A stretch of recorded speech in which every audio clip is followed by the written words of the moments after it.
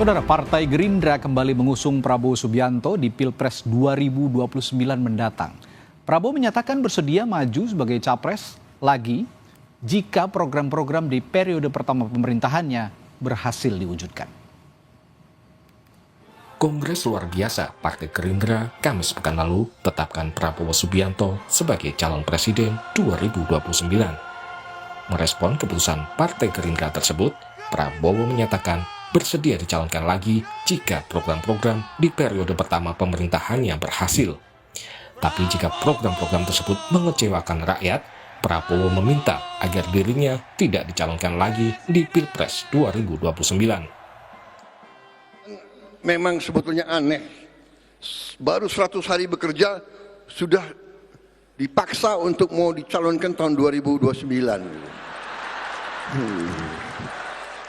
Saya katakan, kalau program-program saya tidak berhasil, tidak perlu saudara calonkan saya terus. Saya, kalau mengecewakan kepercayaan rakyat, saya malu untuk maju lagi.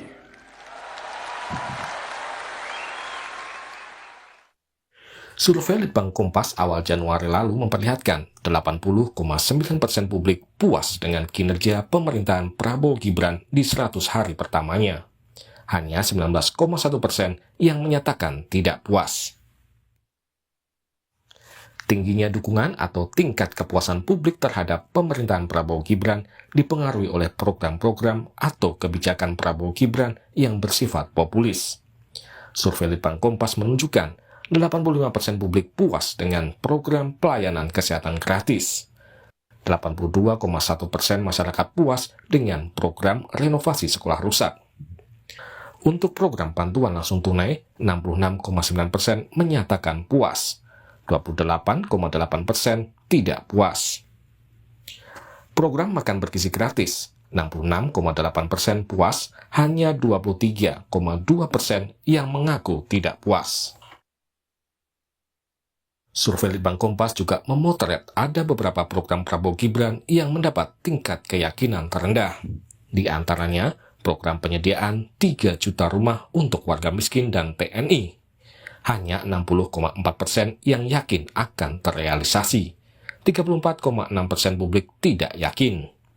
Lalu program pemberantasan praktik ilegal di lapas dan rutan. Sebanyak 72,8% publik menyatakan yakin, sedangkan 24,3% lainnya mengaku tidak yakin program tersebut bisa dilaksanakan. Pemberantasan judi online juga mendapat tingkat keyakinan rendah dibanding program-program lainnya. Hanya 72,9% publik yang yakin bisa dilaksanakan, sedangkan program pencegahan kebocoran negara hanya 74,4% yang menyatakan yakin. Ada 20,1% publik yang tidak yakin program tersebut bisa diterapkan. Setelah diusung sebagai calon presiden 2029 oleh Partai Gerindra, Prabowo kemudian menawarkan pembentukan koalisi permanen kepada para pimpinan parpol koalisi Indonesia Maju Plus. Pakar politik menilai, gagasan pembentukan koalisi permanen selain untuk mengamankan program-program pemerintahan Prabowo, sekaligus juga untuk mempersiapkan Pilpres 2029. Ya, sebenarnya permanen itu supaya tidak ada gonjang-ganjing, supaya programnya Prabowo di masa yang akan datang itu tidak tambal sulang dan tidak pusing-pusing menghadapi orang-orang yang suka protes dan kritis. Makan bergizi gratis, kesehatan gratis, dan seterusnya. Cuman saya menduga soal koalisi permanen ini bukan soal yang sekarang terjadi sampai 2029, tapi 2009 sampai 2034. Ini kan bertepatan dengan Prabowo yang telah diumumkan kembali oleh Gerindra sebagai calon presiden 2029. Jadi ajakan ini semacam proposal politik lanjutan lah, kira-kira begitu. Patut dinanti bagaimana kinerja Prabowo selanjutnya dalam mewujudkan program-programnya.